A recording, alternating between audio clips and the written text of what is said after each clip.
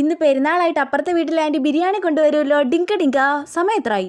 12 മണിയായോ? കൊണ്ടുവരാൻ സമയമായല്ലോ. ഇനി അഥവാ കൊണ്ടുവരൂല്ലേ? എല്ലാ പ്രാവശ്യവും കൊണ്ടുവരുന്നതല്ലേ, അപ്പൊ ഈ പ്രാവശ്യം കൊണ്ടുവരാതിരിക്കത്തില്ല.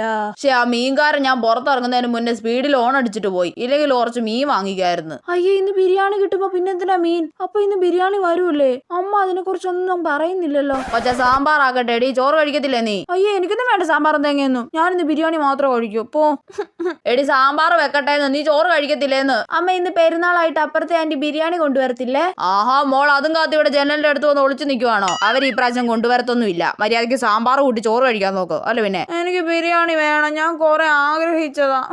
മിണ്ടാതിരിക്കോച്ചേ. അതെ, അപ്പുറത്തെ വീട്ടിലെ ആന്റി വരുന്നുണ്ട്. അയ്യോ, ജനലിന്റെ അടുത്തൊന്ന് മാറി നിൽക്കാം. ചേച്ചി, നീതുമോൾ അകത്തെവിടെ ആണെന്ന് തോന്നുന്നു. ആന്റിയെ കാത്ത് ജനലിന്റെ അടുത്തൊന്ന് ഒളിച്ചു നിൽക്കുവല്ലോ.